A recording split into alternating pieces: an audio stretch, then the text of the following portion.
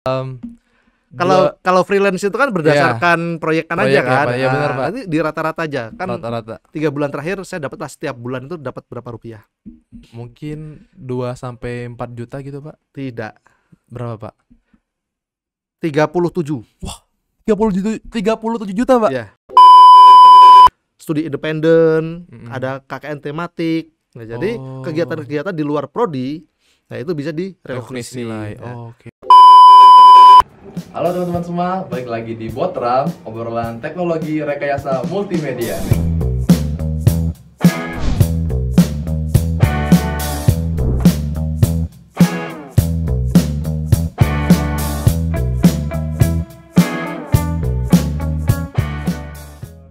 Halo, hai teman-teman semua, selamat datang kembali di Botram, obrolan teknologi rekayasa multimedia. Hari ini bareng aku lagi, Muhammad Zamir Zidan, sebagai host pada episode kali ini.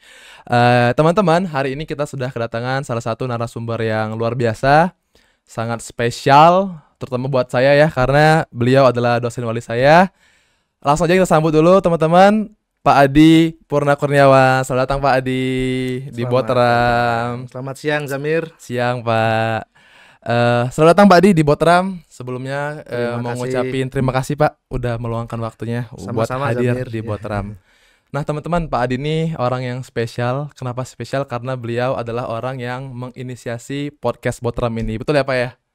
Jadi saya mewakili teman-teman berterima kasih Pak karena telah adanya podcast ini. Karena menurut saya pribadi ini membantu sekali Pak. Apalagi untuk membagikan informasi gitu ke mahasiswa TRM untuk saat ini gitu Pak ya. Dan bahkan kemarin di episode sebelumnya ketika saya ngobrol sama Pak Dudi, beliau pun menyampaikan terima kasih Pak kepada Pak Adi karena adanya podcast ini gitu. Jadi ya bisa menyebarkan informasi dengan lebih luas dan cepat lagi gitu Pak. Nah mungkin sebelum kita membahas topik hari ini Pak ya, boleh nggak Pak, kebetulan karena udah ada Pak Adi hari ini sebagai orang yang menginisiasi podcast Botram ini, ceritain sedikit gitu Pak ke kita gitu, ke teman-teman TRM, gimana sih Pak awal mula ide podcast Botram ini Pak? Mangga Pak. Oke, berawal dari tren yang makin berkembang mengenai broadcasting sebenarnya ya. Dan kita sendiri juga ada di ranah ilmu komunikasi ya, TIK, Teknologi Informasi dan Komunikasi. Sebenarnya pendirian ruangan khusus broadcast itu sudah sangat lama ingin saya buat gitu ya. Jadi ya mungkin rezekinya berawal dari tahun kemarin baru bisa menyusun. Tujuannya untuk memfasilitasi mahasiswa khususnya di Fakultas Ilmu Terapan, karena kita berdiri di gedung Fakultas Ilmu Terapan untuk mendukung berbagai macam kegiatan untuk dosen atau mahasiswa. Entah itu untuk pembelajaran, untuk penelitian, abdimas, bikin konten atau apapun itu yang menggunakan ruang khusus untuk siaran, yaitu broadcasting itu agar terlaksana gitu. Karena sekarang ini penyampaian informasi itu akan lebih efisien itu jika disalurkan melalui media internet. Setuju, ya, Pak. Secara digital gitu. Karena kalau secara tertulis ya atau media cetak itu sudah kurang efisien. Dan saya juga suka ngoprek sebenarnya. Jadi dengan semangat saya membuat ruangan ini dan mengajak mahasiswa-mahasiswa, salah satunya dulu Zamir ya. Iya benar Pak. Saya minta Zamir untuk masang busa gitu ya, karpet. Betul Pak. Dan saya juga sangat berterima kasih untuk Zamir sudah bantu saya waktu itu. Sama-sama Pak. Mabok lem waktu itu kita Pak. Mabok lem bener. Masang perdam di ruangan ini soalnya Pak. Ya benar banget Pak. Ya berarti melihat dari tren juga ya Pak ya. Iya betul. Penyampaian media penyampaian informasi saat ini yang paling banyak dan sering digunakan adalah salah satunya podcast Pak ya. Betul. Ya benar banget Pak. Ya sekali lagi terima kasih Pak telah mengadakan gitu Pak lab podcast ini untuk mahasiswa TRM gitu. Berarti teman-teman TRM bisa nyobain Pak ya, belajar gitu di sini. Sangat bisa dan sangat direkomendasikan dan sangat dipaksa kalau bisa ya. Jadi jangan sampai ruangan ini itu tidak bermanfaat. Saya pengennya semua mahasiswa TRM ya atau bahkan satu fakultas itu bisa menggunakan fasilitas podcast ini untuk berbagai macam kegiatan. saya ingin mengembangkan nanti podcast ini bisa untuk karaoke juga gitu ya. Jadi menarik banget, Pak. Sebagai ruang stres. Jadi kalau misalkan ada yang stres gitu ya, bisa nyanyi atau teriak-teriak di ruangan ini. Meluapkan stresnya di sini, Pak ya. Betul, karena ruangan ini kan kedap ya, tidak akan terdengar dari luar gitu ya. Teman-teman, bener banget. Wah, seru banget, Pak, kayaknya, Pak. Kalau beneran dibikin ruang karaoke itu, Pak. Ditunggu saja nanti. Teman-teman tuh tunggu aja tuh nanti ya kelanjutannya. Jadi buat teman-teman, khususnya teman-teman TRM, Pak ya. Jadi sok silakan main ke ruangan podcast ini, ngelihat gitu, Pak ya. Apa aja ada di sini gitu, dan jangan lupa buat saksikan Botram terus pastinya. Oke, Pak. Hari ini kita bakal membahas topik yang apa ya, Pak? Banyak sekali diperbincangkan atau bahkan dipertanyakan sama teman-teman mahasiswa, Pak. Jadi topiknya itu adalah soal project di lingkungan atau lingkup mahasiswa, Pak. Nah, jadi kan sebagian besar teman-teman mahasiswa nih penasaran gitu, Pak. Maksudnya kayak ada nggak ya kegiatan lain selain saya kuliah, kegiatan lain gitu, Pak. Nah, salah satunya adalah project yang paling sering terdengar di jurusan kita. Nah, mungkin saya mau nanya dulu gitu, Pak. Proyek mahasiswa itu seperti apa sih, Pak? Apa proyek mahasiswa itu, Pak, sebetulnya? Ya. Mungkin dari definisi umum dulu ya, proyek gitu kan. Di prodi TRM itu ada berapa mata kuliah proyek ya. Yang namanya proyek itu ada proyek multimedia 1, proyek multimedia 2, proyek terapan kalau sekarang. Terus ada manajemen proyek ya. Jadi proyek itu kayak suatu istilah yang wajib diketahui oleh mahasiswa. Nah, kalau di runut secara definitif, proyek itu kan suatu siklus atau alur yang berisi suatu langkah-langkah yang memiliki tujuan tertentu, gitu ya. Itu proyek, gitu ya. Ada titik awal dan titik akhir, seperti itu. Macam-macam, ada proyek bikin rumah, ya, proyek bikin pakaian, ya. Apapun itu, proyek itu adalah suatu rangkaian. Nah, kalau berbicara mengenai proyek multimedia, ya, pasti ini adalah suatu ranah proyek yang tujuannya atau solusi akhirnya itu menciptakan suatu solusi multimedia menggunakan teknologi, informasi, dan konten-konten multimedia. Kita spesifikasikan di prodi TRM itu di situ, tidak melebar ke proyek-proyek yang lain. Mungkin ada proyek membuat desain khusus gitu ya, atau mungkin proyek di prodi lain seperti proyek software yang lebih khusus lagi. Nah, kita menggunakan proyek multimedia, istilah proyek multimedia itu spesifik untuk konten-konten multimedia. Baik, gitu. Pak. Iya benar. Ya, karena kalau mengacu pada pengertiannya itu luas banget, Pak ya, proyek. Betul. Nah, berarti jadi karena kita ini mahasiswa multimedia, teknologi rekayasa multimedia, jadi proyek-proyek yang ada di kita itu mengarahnya ke produk multimedia gitu, Pak ya. Betul sekali. Nah, kalau gitu, Pak, sebagai seorang mahasiswa TRM nih, mahasiswa multimedia, kira-kira proyek pertama seperti apa, Pak, yang cocok buat mahasiswa gitu, Pak? Nah, berbagai macam karakter mahasiswa ya, Samir ya. Ada yang sebenarnya waktu sebelum kuliah itu mereka sudah pernah merasakan proyek. Gitu kan? Iya, betul, Pak. Nggak sedikit loh, itu banyak gitu ya. Tapi ada juga yang benar-benar nggak tahu proyek itu apa gitu kan. Ya nggak apa-apa, kita maklumi gitu. Nah, mungkin bagi mahasiswa yang benar-benar sama sekali belum pernah terlibat dalam suatu proyek, ya, saya sarankan ikut dulu dosennya, gitu. Jangan maksa ngambil proyek dari luar. Jadi gini, ketika kita berurusan dengan proyek, harga matinya adalah kepercayaan, amanah, gitu ya. Kredibilitasnya harus benar-benar dijaga. Ketika kita, ya, kalau di sini saya berbicara dengan sebagai mahasiswa gitu ya, tidak memiliki pengalaman, terus mau ngambil proyek, langsung nekat gitu ya, Pak. Itu harganya sangat mahal itu ya, bukan harga setuju, Pak, uang ya, tapi kepercayaan kalian terhadap orang lain itu harus dijaga baik-baik. Nah, bagi mahasiswa yang tidak memiliki atau belum pernah memiliki pengalaman di proyek, sebaiknya ikut dosen dulu, ya. Ibaratnya ginilah, ketika kita ingin menjadi suatu mandor gitu ya, kita akan menjadi pesuruh dulu gitu. Ya, dampaknya apa sih ketika disuruh, ya, tujuannya buat apa. Nah, nanti dosen pun sama, ya. Nah, bagaimana ketika kita nggak diajak sama dosen gitu. Nah, ini yang sering sekali saya sampaikan ke mahasiswa. Mahasiswa itu harus mau pamer kemampuan. Pamer dalam tanda kutip bukan sesuatu yang negatif ya. Yang positif, Pak ya. Yang positif, betul. Ini menunjukkan suatu kemampuan kita, tunjukkan ke dosen agar dosen itu tahu kemampuan kita. Gitu. Betul, Pak, setuju. Ketika dosen tahu, ya, dosen akan sangat senang sekali, akan sangat bangga. Wah, si itu bisa ini, si itu bisa itu gitu. Akan diajak. Gitu ya. Nah, itu yang sering sekali terjadi di lingkup pendidikan. Nah, sedangkan dosen sendiri kan ada beberapa proyek sebenarnya.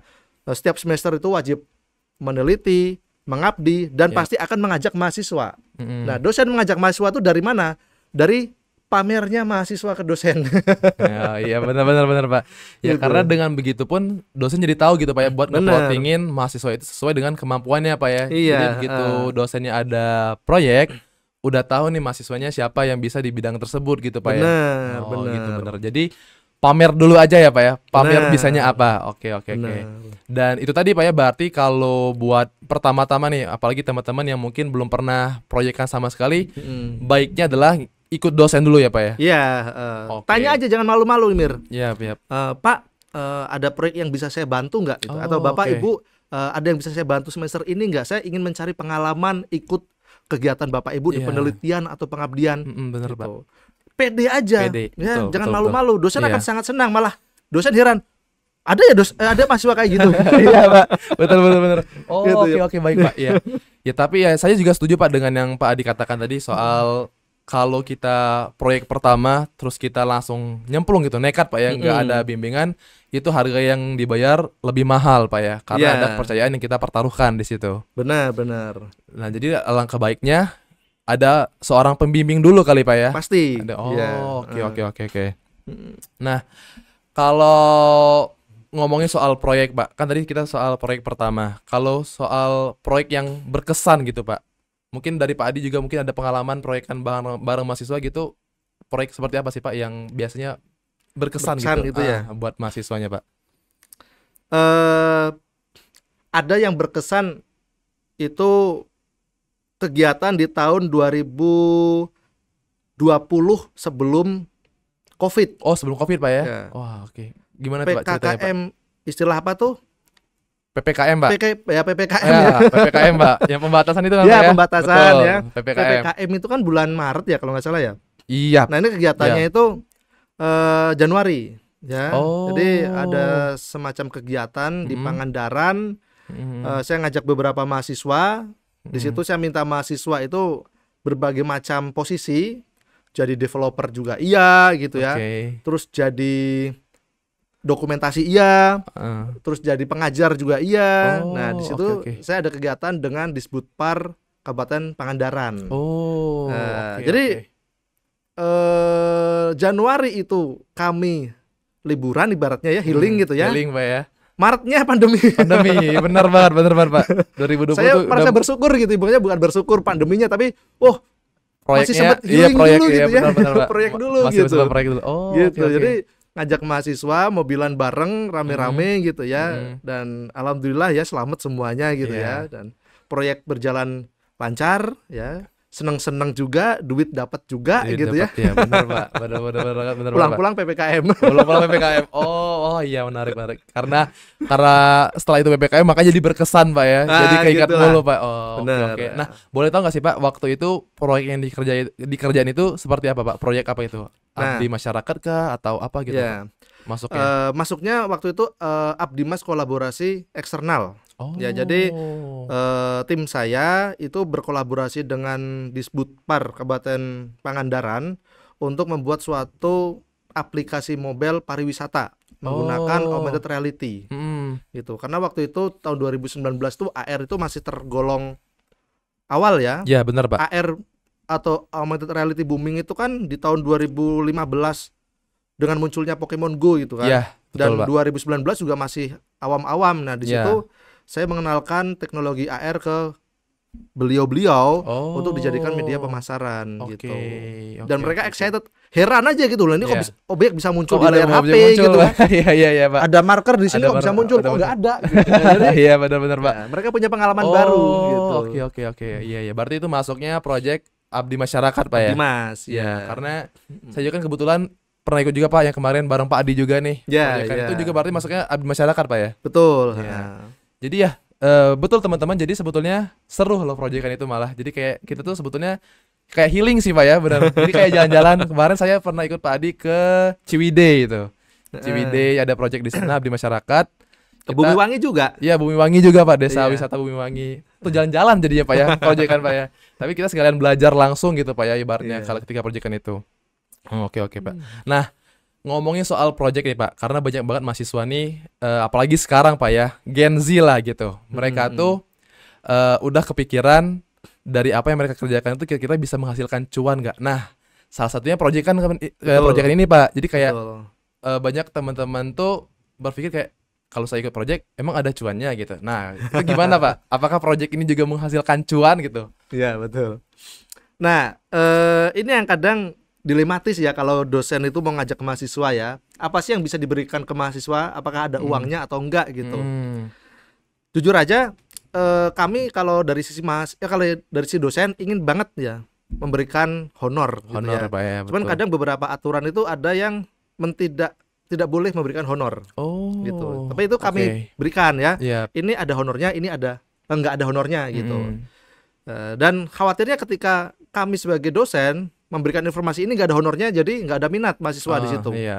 Nah, kembali lagi ke tadi yang pertama ya. Kalau kalian nggak punya pengalaman atau mahasiswa nggak punya pengalaman, ya ikuti aja dulu. Jangan berpaku pada honor atau cuan itu gitu kan. Ya Mir ya. Iya, setuju Pak. Tapi apa sih yang terjadi selama proyek berjalan dari awal sampai akhir agar kalian tahu prosesnya ya. Setuju. Apa yang dipersiapkan, kemudian titik akhir itu harus ngapain aja. Kalau ada honornya ya alhamdulillah gitu ya. Benar. Kalau nggak ada ya dapat TAK gitu. Oh iya Pak, biasanya TAK tuh nyari TAK nih teman-teman. Gitu.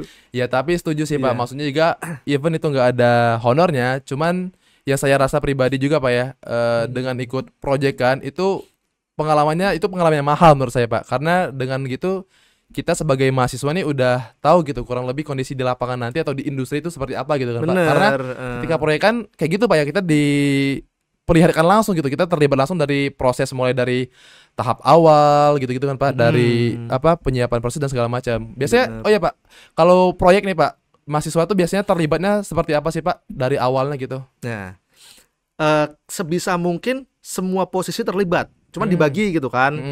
Misalkan kalau ngomongin proyek itu kan ada yang namanya metodologi. Ya, di metodologi itu ada berapa step atau tahap. Dari awal misalkan analisis sampai akhir publikasi. Nah itu setiap mahasiswa itu ada di situ. Kalau bisa satu mahasiswa, wah itu multi talent itu ya. Tapi biasa kan Pak ya. Dosen nggak setega itu gitu ya. Tipes itu Pak yang ada Pak, kalau diembat sama satu mahasiswa. Gitu Iya benar. Jadi kalau bisa itu dosen itu hanya sebatas nge-coach ya, membimbing aja gitu ya, mengawasi, monitoring. Nah, yang melaksanakan adalah mahasiswanya. Karena mahasiswa pun diajari tentang metodologi. Analisa itu apa, dosen itu apa, sampai pengujian, sampai pelaporan. Nah, semuanya dilaksanakan mahasiswa. Nah, dosen itu monitoring. Ini salah, ini benar, ini kurang ini gitu. Jadi nggak bisa dipegang dosen sendiri. Tapi kalau misalkan di posisi tertentu mahasiswanya nggak ada, ya mau nggak mau dosen itu harus ada di posisi itu. Gitu. Oke. Kan tujuannya itu dosen harus memastikan proyek berjalan dengan lancar dan selesai sesuai dengan tujuannya gitu. Sesuai deadline juga Pak ya. Ya, jadi dosen itu harus semua bisa posisi. Iya. Berarti setiap proyek itu udah diplotingin gitu Pak ya, udah ada job desk-nya gitu Pak. Betul ya. Oke. Nah, sering gak sih Pak satu mahasiswa itu memegang lebih dari satu job desk gitu Pak? Atau kayak tadi Pak, ada Pak pernah mahasiswa yang memegang semua job desk dalam satu proyek gitu Pak? Selama pengalaman Pak di proyekan bersama mahasiswa Pak? Kalau sama saya nggak ada sih ya. Nggak ada Pak ya? Nggak ada yang kuat kayaknya Pak. Tapi nggak tahu kalau dosen lain. Oh iya benar Pak. Mungkin ngerasa, ini mahasiswa ini super ya. Bisa segala bisa. Jadi kerjaan yang itu ya, tolong bantu yang itu. Yang itu belum ya tuh. Baik Pak, baik Bu. Mau nolak juga nggak bisa. Gitu. Iya. Tapi biasanya berarti kalau Pak Adi ada job desk masing-masing gitu Pak ya. Ada job desk. Cuman memang ada beberapa posisi itu yang saya itu harus kerjain sendiri, yaitu di pelaporan gitu kan. Karena memang mahasiswa itu kan belum diajari tentang pelaporan ya, tentang perpajakan, pelaporan, penulisan yang sesuai. Dan itu kadang tuh kalau saya minta tolong ke mahasiswa itu suka gemes gitu ya. Ini salah. Udah kerjain sendiri aja lah. Ujung-ujung kerjain sendiri juga Pak. Iya gitu, karena bener. harus dikejar deadline. Betul Pak. Tapi tetap saya ajari mahasiswa seperti ini. Kalau pelaporan apa aja yang harus dilaporkan, kewajiban kita itu apa gitu. Iya setuju Pak. Karena kita mahasiswa tuh masih awam banget gitu Pak, apalagi soal data, terus soal kan? penulisan surat menyurat juga kan Pak, kan biasanya proyekan itu kan ada surat menyuratnya Pak, surat bener. ke LAA segala macam, itu masih kebingungan Pak biasanya Pak teman-teman mahasiswa. Oke, baik Pak.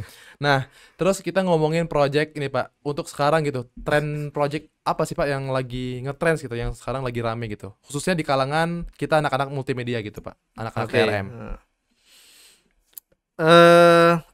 Tren mencari duit dengan status mahasiswa yang paling populer sekarang itu sebagai freelance. Oh iya betul Pak. Semester kemarin itu ada mahasiswa mengajukan rekognisi bekerja sebagai freelance. Itu coba tebak gaji per bulannya itu berapa rata-rata? Berapa ya? Freelance paling ya di bawah UMR, mungkin setengah UMR? Enggak. Enggak nyampe gitu. Coba tebak lah berapa lah. 3 kali tebakan. Kalau freelance itu kan berdasarkan proyekan aja kan. Ya, benar, Pak. Nanti di rata-rata aja kan. Rata-rata. 3 bulan terakhir saya dapatlah setiap bulan itu dapat berapa rupiah? Mungkin 2-4 juta gitu Pak. Tidak. Berapa Pak? 37. Wah, 37 juta Pak? Iya. 1 bulan itu Pak? Iya. Luar biasa. Itu saya aja kaget. Iya Pak. Saya juga kaget Pak. Iya. Melihat angkanya Pak. Wah, saya minta dosen wali, ini beneran nggak ini gitu kan? Iya. Saya nggak percaya ya, suudon dulu gitu kan? Mungkin bener Pak. Karena mungkin gaji orang yang bekerja pun mungkin nggak segitu Pak ya. PNS aja nggak segitu gitu. Segitu Pak. Ini freelance gitu loh. Freelance ya. Statusnya freelance. Akhirnya dosen wali saya minta itu kan buat ngevalidasi kan, ketemu langsung atau ngezoom, waktu itu ngezoom, buktikan ini gajimu gitu. Ternyata bener. Iya Pak, ini gaji saya gitu. Wow. Oke, gitu kan. Keren. Nah, memang ada beberapa mahasiswa yang melakukan freelance, gajinya memang ada yang UMR gitu ya. Tapi yang kemarin memang sempat ngagetin dan berspekulasi seudon gitu ya. Iya, seudon jadi awalnya Pak, sempat seudon dulu Pak ya. Iya, karena memang mengagetkan angkanya Pak. Kaget saja kaget sekali gitu, Pak. Ya. Nah, freelance itu adalah salah satu tren yang dikerjakan oleh mahasiswa. Yang pertama, sifatnya fleksibel. Iya. Gitu kan? Sifatnya fleksibel, bisa dikerjakan. Tidak terikat Pak ya. Tidak terikat oleh payung hukum juga gitu kan. Betul. Nah, yang kedua, honor yang didapatkan itu mungkin cuma sekedar tambahan buat biaya hidup gitu ya. Bukan sebagai pemasukan utama gitu ya. Nah, yang penting bisa buat jajan, beli sepatu, beli baju, beli bensin gitu ya. Tapi kalau 37 juta ya beli udah bisa menghidupi keluarga Pak. Sorry Pak. Benar gitu. Dan okay. Beberapa mahasiswa yang mengajukan rekognisi kerja itu freelance ada gitu. Ada ya. Memang nggak banyak tapi ada. Itu salah satu tren ya. Nah, yang menjadi pertimbangan untuk freelance yang pertama itu ada hal yang susah, saingannya banyak sekali. Ya, setuju Pak. Banyak sekali. Kemudian menciptakan reputasinya itu juga susah ya. Terus kalau pertama kali terjun ke dunia freelance kita juga harus jual murah. Ya, setuju Pak, benar sekali Pak. Biasa kayak gitu sih Pak, ya kan? Teman-temannya Pak. Kalau ada Pak. Proyek ngebitnya juga yang murah gitu kan. Banting harga kita. Banting harga. Yang penting reputasi diciptakan dulu. Nah itu kembali ke awal statement saya tadi, kepercayaan itu harganya mahal ya. Dari mana? Pak. Reputasi atau rating. Gitu. Dan itu beberapa mahasiswa tercatat melakukan freelance di berbagai macam platform. Oke. Ya contoh aja freelancer ada, Fiverr ada. Kalau ngomongin tentang desain ada 99 Designs. Kalau ngomongin di Unity, kalau TRM itu kan identik dengan Unity. Itu ada tuh apa tuh? Unity Community kalau nggak salah ya. Nah itu mereka yang menciptakan konten-konten berbasis Unity. Oke. Saya sendiri juga kurang apal sih platformnya apa yang paling banyak sekarang. Cuman freelancer, Fiverr itu banyak juga gitu mereka di situ ya. Dan kliennya juga banyak. Mahasiswa angkatan lama itu juga menjadi freelance itu untuk konten-konten anime. Kemarin saya ngobrol anime ya. Oh iya benar Pak. Saya coba tanya, kamu bikin apa gitu. Ternyata dia nggak mau jawab. Oh, kenapa tuh Pak? Kenapa itu? Pak, saya tuh bikin konten itu yang berbau dewasa Pak. Iya Pak, iya. Benar-benar ini banyak teman-teman yang suka anime juga sama gitu kan? Pak. Iya benar Pak. Emang bikin apa?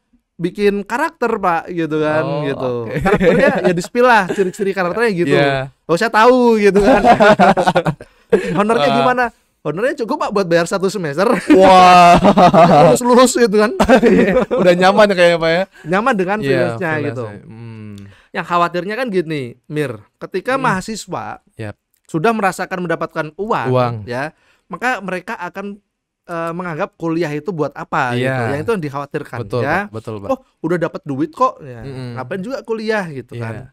Nah, makanya di TRM itu kan ada rekognisi mahasiswa bekerja. Iya, benar, Pak. Dan ada berita nih, ada berita yang mungkin saya spill di podcast kali ini. Oh, gitu apa ya. itu? Apa tuh, Pak? Nah. Apa nih hot newsnya nih, Pak? Hot news. Sebenarnya edarannya belum keluar ya, cuman ini spill dirapatkan besok. Oh, oke. Syarat tambahan untuk summa cum laude. Ya, kalau summa cum laude sekarang itu kan syarat tambahannya itu kan publikasi internasional kan, Mir? Iya, benar, Pak. Nah, sekarang ada tambahan adalah mahasiswa sudah bekerja. Oh, ada tambahan lagi berarti, Pak? Iya. Wah, makin berat nih. Mau summa cum laude. Nambah ini kalau summa cum laude ya. Iya. IPK 3,91 dan sudah bekerja. Nah, itu bisa summa cum laude. Oke. Nah, cuman kan bekerjanya kan masih dalam tanda kurung. Nah, akan dibahas besok di rapat fakultas. Boleh nggak ya freelance? Bisa gitu kan. Iya, apakah termasuk? Apalagi dengan gaji 37 juta. Iya, benar, Pak. Itu udah melebihi gaji pekerja beneran itu, Pak, freelance-nya. Oh, oke. Bahkan Pak. konon ya, mahasiswa TRM dengan gaji sekian itu sedang mendirikan startup. Wow, keren. Nah, keren kan? Keren gitu, banget. Iya, benar, Pak. Ya itu salah satu hal yang mengagumkan bagi saya ya. Dan itu bisa dicontoh juga buat nanti mahasiswa-mahasiswa yang lain, Pak ya. Iya, setuju. Sama Zamir juga kan lagi ada startup nih. Iya, Pak. Apa, Pir? Berkah Abadi Studio, Pak, kalau saya, Pak. Oh, keren ya, Berkah Abadi Studio. Jangan ditambah-tambah lagi, Pak. Biasanya Pak Adi suka nama-nama nih, ada makmur di ujung. Makmur Sentosa aja. Emang namanya agak old school sih, Pak, kita sengaja, Pak. Iya. Oh, oke, menarik, Pak. Nah, kan tadi kita ngomongin proyek di TRM tuh sempat menyinggung soal rekognisi ya, Pak ya. Nah, karena ini kan kebetulan Pak Adi juga adalah kaprodi kita di TRM. Saya jujur juga penasaran gitu, Pak. Mungkin teman-teman lain juga sama penasaran gitu soal rekognisi gitu, Pak. Apa aja sih, Pak, kegiatan yang bisa menyebabkan rekognisi nilai gitu, Pak, kalau di TRM untuk saat ini, Pak? Ya. Yang pertama, pembelajaran lampau. Pembelajaran lampau itu adalah studi yang kalian kerjakan sebelum kuliah. Jadi lulus SMA sebelum kuliah. Siapa tahu ada yang kosong 1 tahun atau 2 tahun. Nah, mereka ngapain gitu kan selama kosong itu kan, entah itu kursus atau ada kuliah di kampus lain. Ya. Nah, itu bisa direkognisi, namanya pembelajaran lampau. Terus ada prestasi yang ikut juara-juara gitu ya, entah itu akademik atau non akademik ya, entah itu lokal, nasional, internasional, itu bisa direkognisi ya. Kemudian MBKM itu kegiatan di luar prodi ya, misalkan magang ya, kemudian studi independen, ada KKN tematik. Nah, jadi kegiatan-kegiatan di luar prodi, nah itu bisa direkognisi. Ya. Kemudian Estafit itu program pembentukan startup di fakultas. Ya. Fakultas Ilmu Terapan, Pak ya. Ilmu Terapan. Nah, itu juga bisa direkognisi. Dan dari setiap jenis rekognisi ada kasta tertinggi ya, namanya. Ada kastanya, Pak ya. Iya, level tertinggi. Ada level, betul. Yaitu bekerja. Gitu. Bekerja itu level tertinggi rekognisi. Nggak banyak sih ya, karena memang susah ya kerja ya. Iya, benar, Pak. Nggak banyak yang ngajuin rekognisi kerja. Nah, bekerja ini ada berapa jenis ya? Sebagai pegawai tetap, pegawai kontrak, freelance atau tenaga lepas. Ya, dan technopreneur atau pemilik usaha. Tapi usaha di bidang TIK ya. Bukan yang non TIK kayak buka warung kelontong. Iya, Pak. Berarti usahanya itu harus silinier juga dengan jurusan, Pak ya, dengan prodi. Benar-benar, Pak. Kadang teman-teman tuh juga suka salah mengartikan, Pak. Jadi kayak technopreneur nih, yang penting buka usaha. Ya benar kayak kata Pak Adi, ada yang buka kelontongan, ntar ada yang jual baju segala macam. Tapi berarti yang bisa direkognisi adalah yang masih menyangkut dengan prodi gitu, Pak ya. Produknya, bukan toolsnya. Kemarin tuh ada yang nanya ke saya juga, Pak, saya buka usaha peternakan. Sudah ada legalnya, surat izin usahanya. Itu bisa direkognisi nggak? Produknya apa? Peternakan, daging sama telur gitu. Nggak bisa gitu. Tapi saya pakai aplikasi, Pak, gitu kan gitu. ya kan aplikasi itu kan toolsnya untuk mensupport usaha. Bener, Pak. Ibaratnya Setuju. kayak minimarket itu produknya apa sih? Iya. Ya, iya, produk-produk rumah tangga kan, mereka Pak. pakai software namanya POS, point of sale. Iya. Nah, tapi kan produknya kan bukan POS itu. Oke. Oh ya, berarti itu yang harus dipahami gitu Pak ya. Ya. Jadi bahwasannya ketika pengen rekognisi technopreneurship itu produknya yang menyangkut paut dengan multimedia Pak ya. Betul. Bukan hanya toolsnya gitu Pak. Oke. Toolsnya dibawa-bawa, toolsnya IT. Sekarang itu banyak sekali kantor itu toolsnya itu udah IT semua. Iya benar Pak, setuju Pak. Memang kayak kadang tuh saya mau bikin usaha apa gitu, bikin piring misalnya, gitu kan Pak ya. Tapi saya ini ngeprintnya pakai 3D printer gitu kan Pak biasanya. Pakai software kan. Iya. Oh berarti produknya harus ada sangkut paut ke multimedia gitu Pak ya. Oke. Nah ini perlu dicatat teman-teman. Jadi jangan asal bikin usaha gitu Pak ya kalau mau direkognisi. Nah kalau menyangkut soal proyek sendiri Pak yang lagi kita bahas, apakah itu bisa direkognisi juga Pak biasanya untuk mahasiswa Pak? Boleh, bisa ya. Nah proyek kalau misalkan ikut dosen itu bisa direkognisi. Contohnya proyek yang skalanya nasional kayak Kedai Reka. Oh ya. Kedai Reka itu bisa rekognisi sampai 13 SKS. Lumayan ya. tuh. Iya, 13 SKS. Tapi ada juga beberapa yang cuma bisa 3 SKS. Nah, itu tergantung dari jenis proyek yang diikuti mahasiswa proyek yang dikerjakan tersebut. Ya, karena ada yang selesainya tuh 2 tahun gitu ya.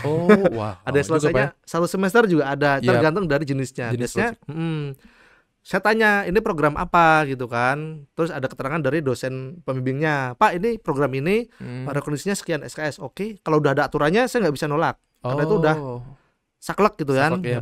Gitu. 13 SKS ya sudah. Cuman 13 SKS ini maksimal. Nggak bisa nego gitu kan. 14 lah Pak, 14 gitu ya. Iya Pak, banyak mahasiswa gitu Pak. Apalagi yang misalnya semesternya dapatnya 20 SKS tuh Pak biasanya kan. Pada nego tuh Pak. Gitu Pak. Maksimal 20 SKS. Kalau emang semester ini 16 SKS ya terima nasib. Iya betul. Nah iya Pak, banyak juga Pak di mahasiswa tuh kadang dapat kesempatan rekognisi itu 20 SKS. Tapi semester ini mereka tuh cuman 14 SKS biasanya Pak. Nah, banyak pengen nabung Pak, pengen nabung SKS itu nggak bisa Pak ya. Nggak bisa teman-teman. Hanya berlaku di semester itu aja. Oke, jadi jangan dipaksa. Jadi iya banyak Pak teman-teman tuh kayak misalnya dapat 20 SKS nih. Pak saya lebih gitu biasanya Pak ya. Iya. Nabung pas semester depan. Gak bisa Pak ya. Jadi rekognisi SKS itu berlaku pada semester itu gitu Pak ya. Iya betul. Oke baik. Nah Pak, kemudian berbicara soal proyek mahasiswa ini Pak. Ada nggak Pak contoh-contoh proyek untuk mahasiswa Pak untuk saat ini Pak? Apa aja biasanya Pak proyek yang biasa dikerjakan mahasiswa?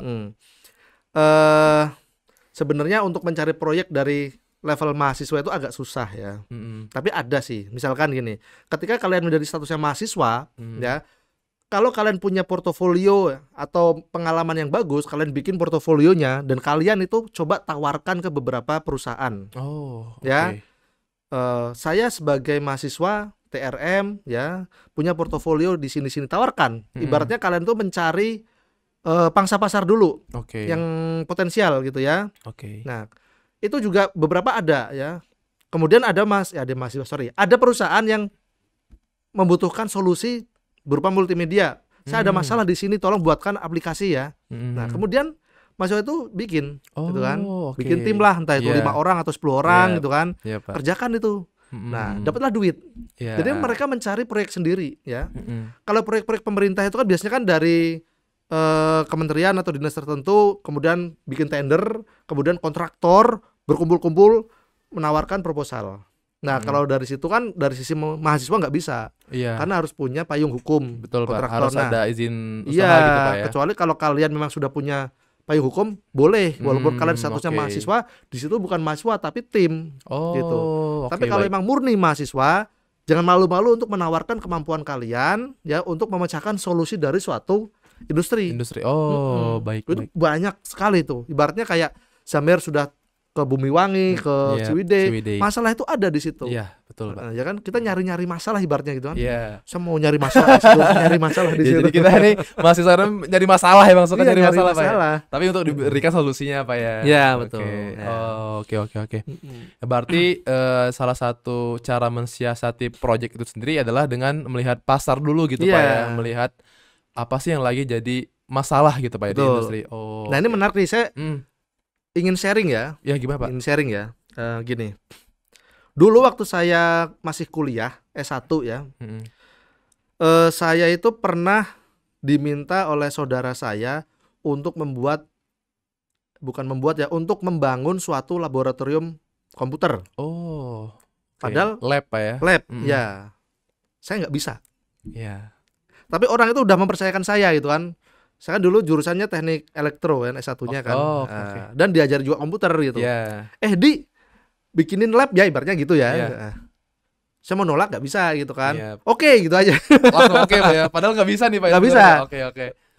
Waktu itu saya cuma bisa yang ngoding. Tapi kalau urusan jaringan itu jujur aja nggak mampu saya. Cuman kata kuncinya kan kita punya temen. Oh iya. Iya kan. Nah itu. Wah kalau nolak kepercayaan itu kan udah dipercayain. Betul. Sudah. Akhirnya saya ngajak teman-teman yang bisa. Gitu kan. Okay, kamu bisa saya tunjuk gitu kan. Tunjuk. Nah udah jalanlah. Dan alhamdulillah berhasil. Dan di situ saya tuh gaji saya sedikit ya. Yang gaji kan paling banyak teman saya gitu kan. Yang ngerjain si jaringan segala macam itu Pak ya. Iya, walaupun titik awalnya dari saya, tapi di proyek itu saya tuh cuma jadi connect gitu ya. Iya benar Pak. Bantu-bantu gitu kan. Ambilin kabel, kayak potongin.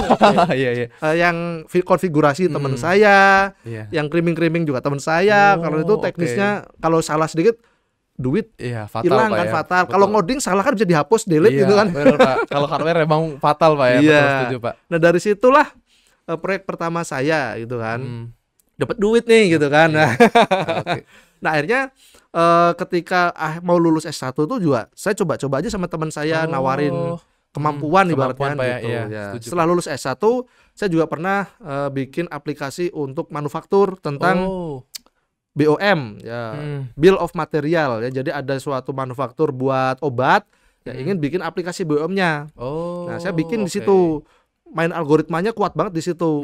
Wah, pusing sekali itu kan. Akhirnya selesai juga gitu. Honor ya nggak banyak sih waktu itu ya. Nah, disitulah Mir. Jadi kesempatan mumpung statusnya mahasiswa ya, nyarilah pengalaman di situ. Sebanyak-banyaknya ya. Ya ibarat pepatah, pengalaman kan guru terbaik ya. Iya, setuju Pak. Dan ya itu Pak ya, saya dari sharing Pak Adi tadi juga saya teringat poin pertama yang Pak Adi sampaikan tadi Pak, soal kepercayaan Pak ya. Jadi ketika kita udah dikasih kepercayaan, kalau bisa itu dijaga dengan baik. Benar gitu, Pak ya. Karena itu menjadi apa Pak ya, kayak pembuka buat proyek-proyek berikutnya bahkan pondasi. Pondasi. Pondasi ya. Karena kalau kita udah hilang kepercayaan ya, itu ibarat kayak gelas kaca di banting pecah. Ya. Kalaupun dilem kan udah nggak sama lagi ya. Setuju Pak. Iya. Ya jadi benar teman-teman, tadi penting banget. Jadi buat kita menjaga kepercayaan dan reputasi itu tadi Pak ya. Wah, setuju banget Pak. Duit itu nilai plusnya. Iya, betul Pak. Duit itu akan datang ketika kepercayaan kamu itu bisa dijaga. Setuju. Benar banget Pak. Oke. Nah, mungkin ini terakhir kali Pak ya.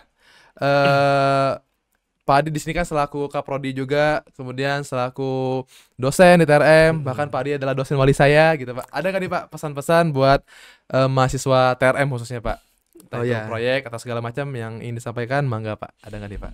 Oke, untuk rekan-rekan mahasiswa saya gitu ya, mungkin pesan pertama tadi ya, jangan malu untuk pamer ke dosen-dosen atau ke teman-teman ya. Tunjukkan kemampuan kalian agar kalian itu bisa terlibat ke proyek-proyek. Kemudian kalau kalian merasa tidak memiliki kemampuan, kalian bergaulah dengan orang-orang yang memiliki kemampuan.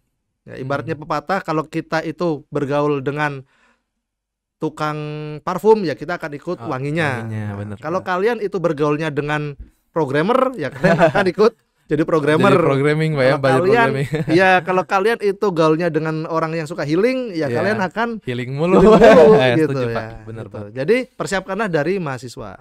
Ya bolehlah life balance gitu kan. Healing oke, ngoding juga oke gitu. Jadi jangan nunggu kalian lulus baru kalian nyari pengalaman. Ya, pengalaman itu sudah harusnya dimulai waktu kalian kuliah, studi gitu ya. Bahkan dulu pun ketika saya masih SMA itu saya sudah jadi tukang servis sebenarnya. Nyervis tape radio, iya, Walkman kamu tahu Walkman nggak? Yang ini Pak ya, MP3 player kan Pak ya? Tapi saya Walkman. Ya, tapi kayak MP3 player gitu kan Pak. Saya nggak pernah pakai sih Pak. Nggak nemu Pak. Walkman yang pakai kaset pita. Iya, benar. Saya jadi tukang servis itu ya. Artinya dulu emang passion saya elektronik gitu ya. Makanya saya S1-nya teknik elektro. Tapi disesatkan dengan konsentrasi namanya sistem komputer. Jadi saya ngoding di situ. Ngoding juga Pak ya. Oke. Nah, S2-nya informatika murni. Nah, jadi disitulah saya nyari pengalaman. Nah, kalian mulailah mengasah kemampuan kalian. Minimal kalian bisa mampu menguasai satu hal aja. Ya. Setuju. Entah itu ngoding, entah itu desain, entah itu manajemen proyeknya, ya kalian harus menguasai satu kemampuan. Kalau boleh jujur, ya, selama saya ngoding dari 15 tahun lalu gitu ya, tidak ada satupun bahasa pemrograman yang saya 100% kuasai. Oh gitu Pak. Jujur aja ya. Iya Pak. Tapi hampir semua bahasa pemrograman saya pelajari. Oh, udah pernah dicobain semua dicoba. Gitu. Okay. Cuman ingin mengetahui cara kerja bahasa ini gimana gitu kan. Okay. Habis itu udah. Oke. Memang sih beberapa proyek yang paling banyak saya kerjakan itu platformnya website ya. Nah, ada juga yang beberapa yang mobile platform. Ya udah, tapi 100% menguasai enggak gitu. Nah, kalian mulailah gali potensi dari sekarang gitu ya, mumpung belum lulus. Karena gini Mir, tren perusahaan sekarang itu mungkin sudah mulai berubah ya. Yang cuman dulunya itu bermodalkan ijazah gitu ya. Benar Pak. Nah sekarang ada tambahan kan, apalagi di Indonesia gitu kan. Ijazah oke lah dilihat, tapi dites. Pengalamanmu apa gitu kan, magangnya di mana, proyeknya apa aja gitu kan. Itulah di portofolio ditulis. Nggak sekedar sekarang tuh perusahaan dalam menseleksi calon pegawai itu dari nilai doang gitu Pak ya. Betul, walaupun ijazah itu kan menggambarkan apa yang bisa kamu lakukan gitu kan. Nah, tapi kan tetap ingin validasi gitu kan. Validasi, setuju Pak. Ini kamu katanya proyek bikin aplikasi, kamu ngapain di situ? Benar ya Pak. Terus masalahnya apa kamu bikin proyek itu? Nah gitu. Ya minimal satu. Nah perusahaan minta itu, ya pengalaman. Terus kita juga dipaksain memiliki hak cipta. Nah publikasi Pak ya. Itu perusahaan itu sangat menyukai hal-hal syarat tambahan seperti itu. Gitu ya. Jadi nggak cuma sebatas ijazah sama transkrip. Gitu. Oke. Jalin komunikasi dan sosialisasi seluas mungkin, bahkan lintas fakultas. Syukur-syukur lintas kampus. Iya benar Pak. Membangun gitu kan? Koneksi berarti Pak ya. Koneksinya gitu ya, karena koneksi itu sangat penting banget gitu ya. Gitu ya Mir ya. Oke siap Pak. Oke berarti itu Pak ya. Maksudnya buat teman-teman dari sekarang gitu Pak ya, buat mencari tahu, buat mencoba gitu Pak. Karena kesempatannya tuh sekarang gitu Pak ya. Betul. Oke, ya sama kayak kemarin saya juga ngobrol sama Pak Dudi gitu Pak di sini. Ya, beliau pun bilang hal demikian gitu Pak, bahwasannya masa untuk upgrade skill dan belajar itu ketika kuliah Pak ya. Karena ketika bekerja itu boro-boro ini kata Pak Dudi, boro-boro mau upgrade skill udah gak ada waktu Pak ya. Gak ada kesempatan. Kalau kamu gagal, ya kamu akan dieliminasi dan disubstitusi. Udah gitu aja di dunia kerja ya. Yang butuh kerja banyak kok. Jadi mulai persiapkan dari sekarang Pak ya. Betul. Mumpung dalam ranah pendidikan ya. Nah, itu kalian evaluasi. Kalau salah akibatnya apa? Gitu. Oke. Wah, seru sekali sih Pak. Ya, benar Pak. Obrolan kita hari ini tuh benar-benar menambah wawasan lah.